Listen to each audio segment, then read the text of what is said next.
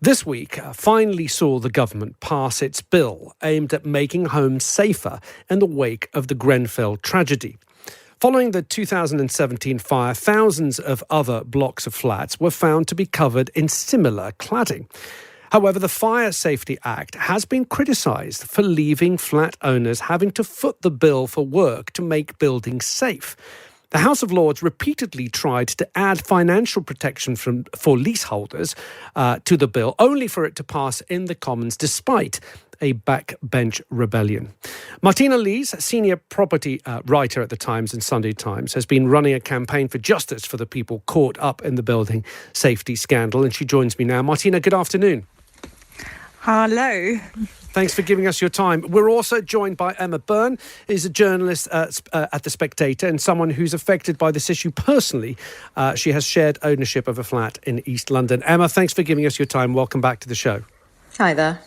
Martina, can I start off with you? What actually was passed last week in Parliament, and why are critics of the bill that was passed, where is it falling short? Well, the Fire Safety Act is meant to make it a law for building owners or their agents to check the walls of a block of flats as part of other checks they've got to do to make sure the building is safe. But the problem with it is the people who decide what's safe and what needs to be fixed are not the people who pay for it. The people who end up paying for it are the leaseholders or the flat owners who live in the block, but they don't really own it.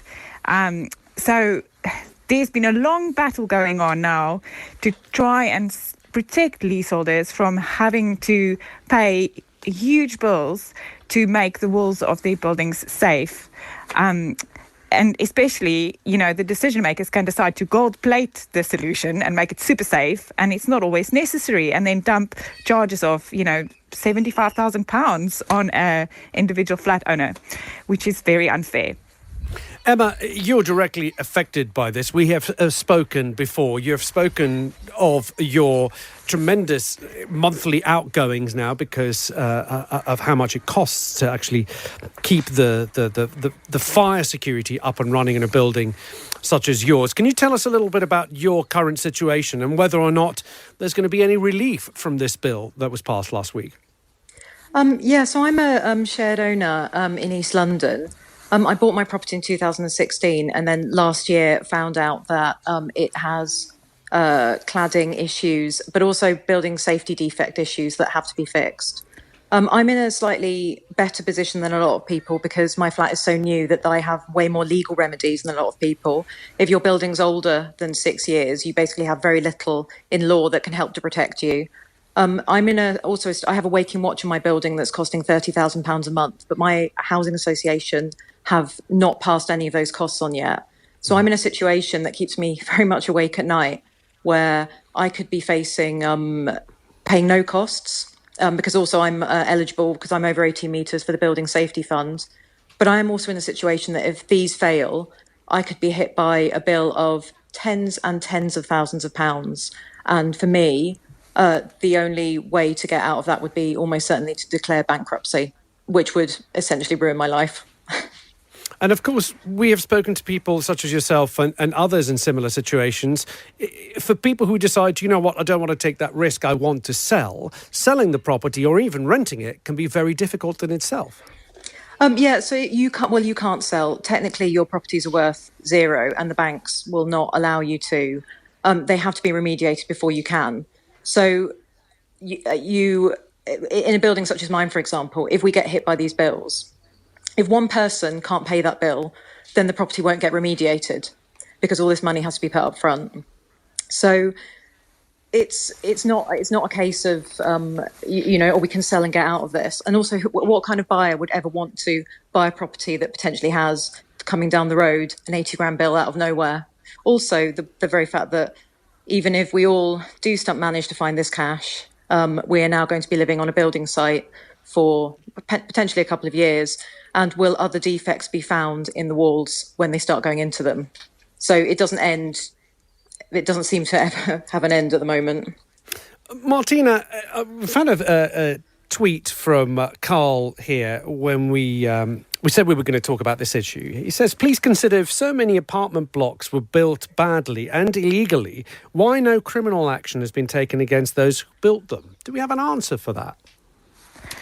Well, the law as it stands make it very hard to go after the people who are responsible for these buildings. So, part of the problem is that for, decades, the regulations allowed dangerous materials to be fitted on buildings, but a big part of the problem is also that it's not just what they put up there, it's also how they built. And a lot of these buildings have other issues like the no fire stopping inside the walls to stop fire spreading, which are just breached the regulations at the time. It's just shoddy building work. So the developers who built it, the people who signed it off, unfortunately the law makes it very hard to go after them.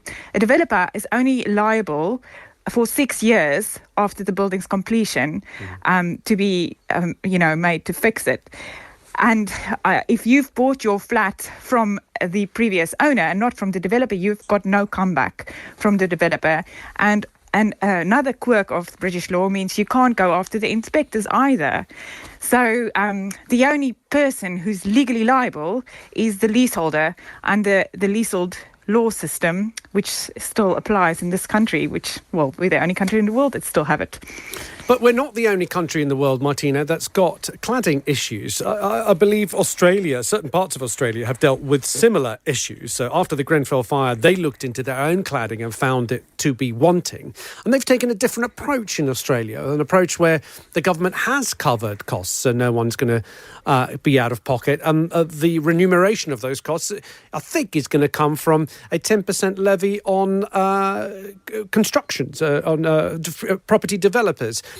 Is something like that ever been considered by this government? Well, the government did announce a levy on developers, which they say will raise £2 billion over the next decade. But that's a drop in the bucket to what we need. The figure that's quoted by MPs of the total bill is 15 billion. So the government's put up 5 billion of taxpayers' money, but that will only cover dangerous cladding on tall blocks over 18 metres. It doesn't cover the other stuff that's wrong with those buildings, which cost just as much as the cladding. And it doesn't cover any of the many, many more blocks below that height. So, and that money at the moment is going to come from the people who live in those homes, who bought them believing they were safe, and trusting in the system, and who are completely innocent. So that is the problem here. It is a much bigger money problem than Australia has, but there are feasible solutions. There are proposals made by a charity called the Leasehold Knowledge Partnership, for example, to set up a long-term fund where the government will lend money and the industry will pay the interest on that money over a long period of time. And that way the buildings will get fixed without their own homeowners having to pay for it.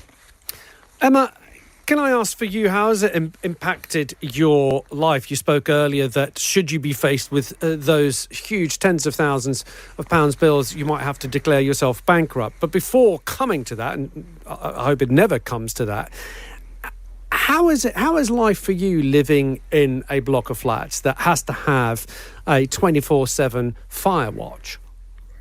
I mean, it's really quite devastating. I've always thought of myself as quite even-tempered. Especially when I first found out last year, and increasingly when I went into this and realised how little protection we all have and how liable and also the costs involved. They're not, a couple of grand. We're talking, some people are getting bills or estimated bills of 150. I mean, it's inconceivable, that kind of bill landing on the doorstep. I've had panic attacks. I've been on sleeping tablets for a while. I've also become a campaigner with the End Our Cladding Scandal campaign, which just takes up hours and hours of my life and of leaseholders around the country who come into this. It's all consuming. And also just knowing that you have a government who seems to be working actively against you is really, really quite soul destroying. But the bill's been passed, but I assume the campaign doesn't stop here. You're going to carry on. Of course, we have to. We have absolutely no other choice. I mean, it's that or our entire financial futures. For everybody in this is a taxpayer, a hard-working taxpayer who did nothing wrong but buy their own home. We paid experts, we paid huge amounts of stamp duty, and we're at the bottom of the food chain, and nobody else, all the people who caused this mess, corporate malfeasance, very bad government regulation, very shoddy building work, nobody else is being held accountable except the victims. Martina, do we have any indication that the government's going to revisit this bill? We know that Parliament is... this session is coming to an end this week. Are we likely to see anything that is going to help people like Emma in the Queen's speech and then the announcement of the new Parliament? Well, the Building Safety Bill is expected to be announced in the Queen's speech, which government says will help leaseholders. I don't think it will. What that bill does, as it's been published in draft form, is make it even more certain that leaseholders will have to pay for these charges. So, I'm not holding my breath. What I think needs to be done is that the law needs to be changed so that developers remain legally liable for much longer than 6 years for what they've built. If you buy a car or a toaster, you've got more consumer rights than if you buy a home, and that's not right. Not if you have to live in your broken toaster and pay to fix it, many tens of thousands of pounds. But how would that help? That's what I think should happen. But how would that help people like Emma who have already bought their flats? It's all very well if we change the law going forward, that will prevent this from happening again. But what happens to the people who are stuck in those flats now? Well, it should be easier just to hold the people to account who built them. But they will turn around and say, well, the time we were building those, we fully complied with the law. But the point is they did not. In most cases, yes, they might have complied with the laws that says what kind of materials you could put on the building. But behind the cladding, half of the problem is the other issues that they built wrong, and that usually breach building regulations at the time. So if developers say, it complied, it did not. Half of it didn't comply. The average bill per flat, this is based on hundreds of buildings, real estimates collected by ARMA, which is the block manager body. The average bill per flat is about £50,000, and half of that is for matters that is not covered by government funding, and that means it's stuff that usually would have breached building regulations at the time. Developers are liable. They did break the rules. They should pay. Well, look, we will continue discussing this issue because it is an issue that is not going to go away. So we will keep an eye on it. I promise you this. Martina Lees, senior property writer at The Times and The Sunday Times. Thank you. And of course, earlier you heard from Emma Byrne, a journalist at The Spectator and someone who's directly affected by this issue.